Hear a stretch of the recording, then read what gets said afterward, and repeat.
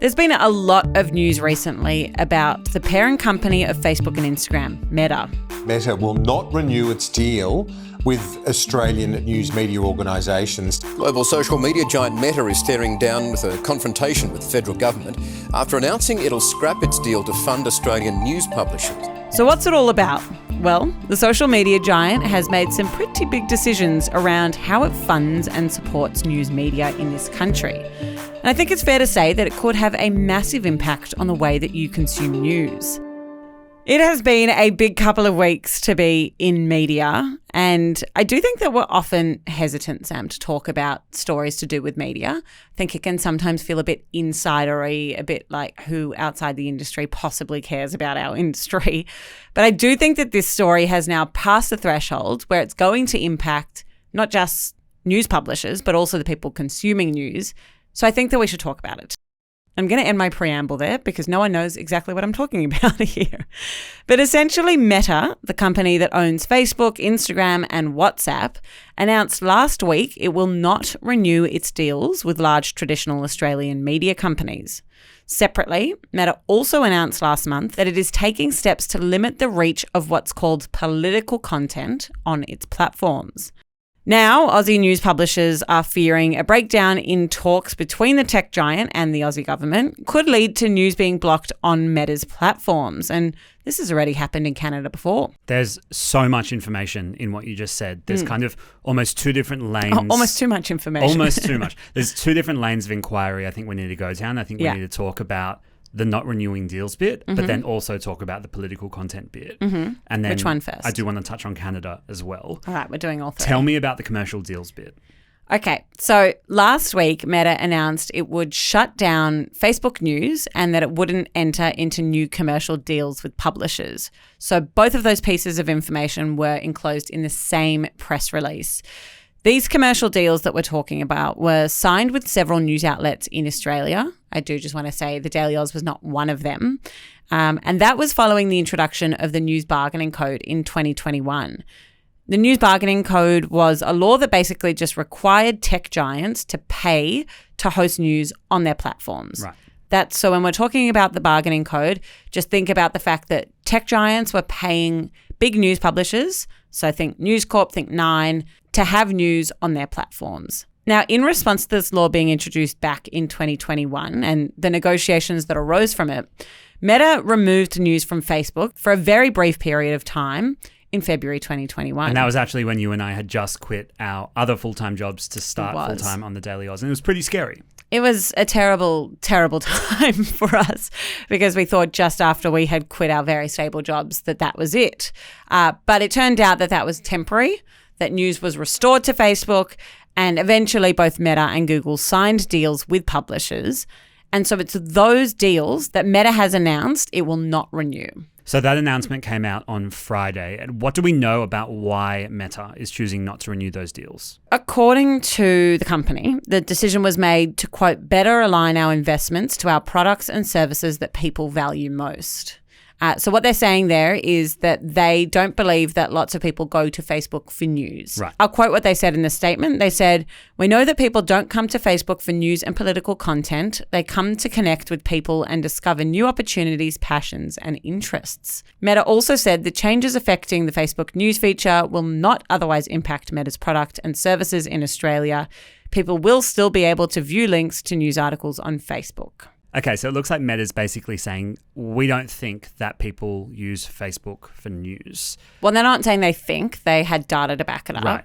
Right. They said that I think it was 3% of all traffic goes to news pages on Facebook. And then that was the data set that they were quoting when they were saying it's not huge. It's not that big for us. The other 97% are coming for other things, and that's where they want their priorities to lie. Okay, and that's why they've moved their money away from news companies. But what's the actual impact of that move for news companies? So publishers who had deals with Meta, so think News Corp, 9, 7, 10, the kind of bigger players, because they were the ones in the room, they will lose millions of dollars in funding. So there was an exclusive article, Sam, that we sent to each other in the Financial Review earlier this week. And in that article, it was estimated that 9, 7 and News Corp will lose between 5 to 9% of their net profit each year if the deals don't continue. And obviously, we can't independently verify that because they've seen agreements that we haven't, but that's what that Fin Review article is saying in terms of the economic impact of Meta's decision. Many smaller news outlets, including us, weren't ever included in those deals. So the decision won't directly impact all news companies in Australia, but it will definitely impact a few in a very major way. The federal government has expressed quite significant concern over the decision, and they've said that they're looking at what options are available, including some possible fines to Meta. If the federal government decides to take action against Meta, this is where the problem lies for everyone else, for all the rest of the publishers, because it could push Meta to remove news content from all of its platforms. And there is a precedent there. Meta has done this before in Canada. So how does that actually work in Canada? So I messaged a friend's sister who I know lives in Toronto and asked her to type in the Daily Oz on her Instagram. So it's for all international media as well? Yeah. So anyone that is in Canada trying to look at news content. So she typed in the Daily Oz and then she sent me a screenshot and it said, people in Canada can't see this content. In response to Canadian government legislation, news can't be viewed in Canada. And that's on top of where the posts should be. You can't see anything. Yeah. You can't even look at our feed. There's nothing. So Canada is this example of where the government and Meta have tried to negotiate. They've tried to reach a conclusion. And in the end, Meta has walked away from those discussions and has taken off news from its platform. And that's been the lay of the land for about 7 months, right?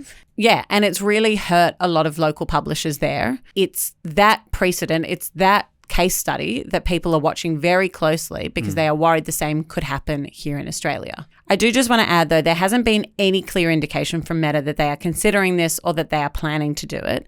People are just looking overseas at these examples and taking away what they believe is a possibility. But I do just want to say there has been nothing to indicate that this is happening right now.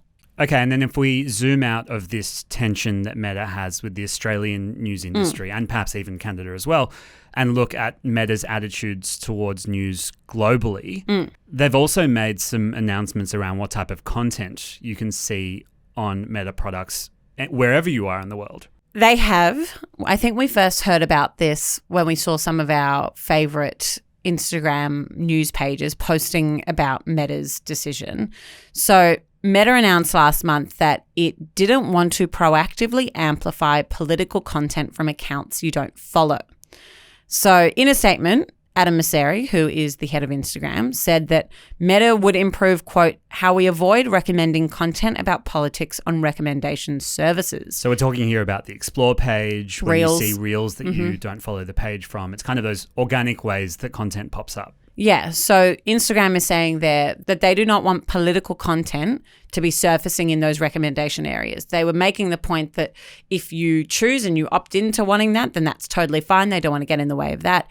It's more for the people that are not looking for it. That's where their concern lies, and they don't want them just being served political content. What is political content? Yeah, so I mean, they defined it, I'd say pretty loosely. They said potentially related to things like laws, elections, or social topics. Right. So I'd say a fair few things fall into those categories. And we don't know exactly how news on politics fits into that.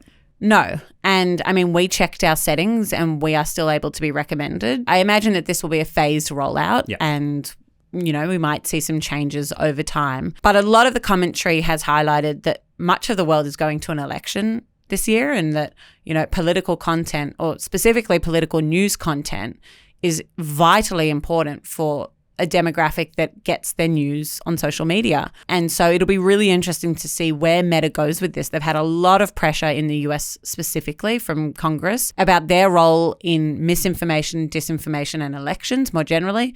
So really fascinated to see where this goes. Sam, before we go, we've been speaking here a lot about what happens if news isn't easily accessible on social media. Yeah. You and I built a business off doing that, of making news really accessible and meeting people where they're at, which we've always said is social media. How do you feel about all of this? Well, I don't think I've been particularly surprised that we're here and that the Australian news ecosystem is having this discussion now. You and I have been having this discussion for a long time, and that's why we've been so focused on building out other products of the business, like a podcast or a newsletter, and spaces where we can have a more direct relationship with the audience. There's this really interesting analogy that people often say to us of a rented audience versus an owned audience. And that's the truth on social media. You're renting the audience from the social media platforms. And it can be taken away at any minute, and that's their right. It's a private company. Exactly. And it's not the World Wide Web where you can kind of have a more democratic lay of the land.